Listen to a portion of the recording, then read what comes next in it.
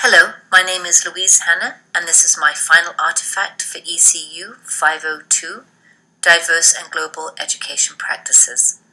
I've combined Module 1, Equity versus Equality, with Module 2, Equity Key Principles. The terms equity and equality are often used interchangeably, presumably because there appears to be a misunderstanding that both these words mean the same thing. The term equity, as defined by Grant and Sleeter, is judgments about what is most desirable and just. On the other hand, they define equality as treating everyone in exactly the same way, or distributing resources uniformly across the population. Clearly, both words have very different meanings. If we are to ensure our classroom is both equitable and equal, all students will need to be starting from the same academic platform with access to the same learning resources available to them as all other children. As teachers, we know this simply isn't possible or realistic. All students come into the classroom with diverse learning needs. They come from different cultural and socioeconomic backgrounds that may all influence learning, in addition to having varying access to different resources. Some schools can provide current technology to augment student learning, while other schools scramble to get a class set of textbooks.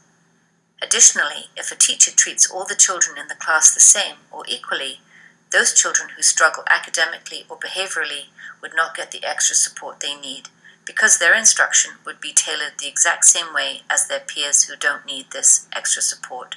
I feel that doing this is an injustice to the students.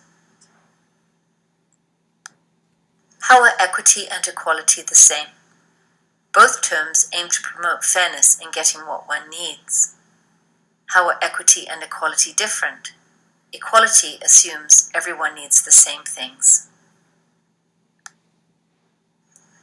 Two students volunteered to help show the difference between equity and equality. This is what they had to say. Dawson and Amber, thank you so much for offering to help me color these posters. I really appreciate your help.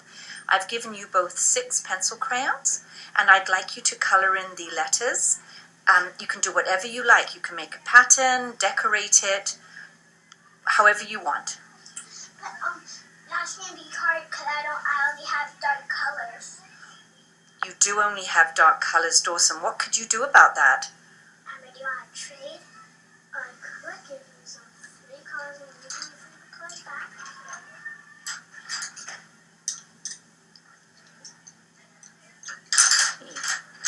Do you still have equal number of pencils? Yes. How many do you have, Dawson? 6. How many do you have, Amber? 6. So does everyone have what they need now to help me? Yes. Thank you. Please start coloring. I'm really excited to see your creations. The children really wanted everyone to know who had done which picture. Both children could color as they wanted to when the problem was resolved. While I believe that all children should be treated respectfully and taught with 100% dedication, I don't think this can be done or achieved equally. I believe that to be effective teachers, we need to treat children equitably by providing what each individual child needs in order to be the best he or she can be. Additionally, Price states that we argue about whether providing different resources and options is discrimination. We focus on what some believe is that we discriminate against some in order to advantage others. As the graph shows, I have children in my class reading anywhere from level 8 all the way up to level 17.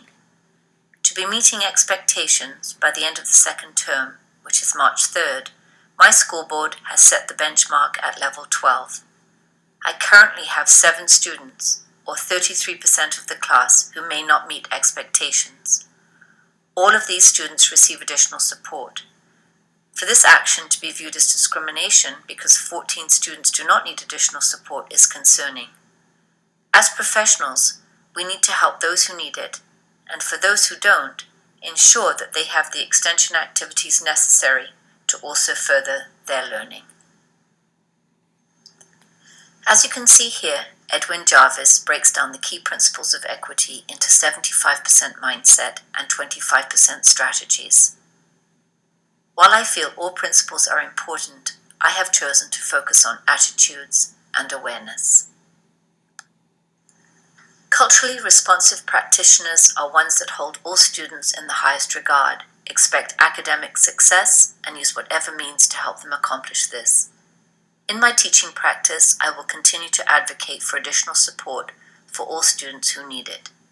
2 of the students in my class are English language learners and receive support. Every year, 1 student goes back to Albania for the summer and is so proud to be able to teach his Albanian family and friends their English. Understanding what this means to him, I will continue to provide him and all my students with opportunities to share their cultural background with the class. For my students new to Canada, ensuring they have lots of friends is very important to me. While I currently don't have any concerns, I wouldn't hesitate to have these children work with our child youth care worker to help facilitate meeting other children in a small group supported by her. It is so important to be aware of cultural differences. In the classroom, I know that some students won't look directly at me when I speak to them, and I know why they place items in front of me instead of handing them directly to me. I don't take this personally. I understand it's who they are and part of their culture. This concludes my presentation on Module 1 and Module 2. Thank you.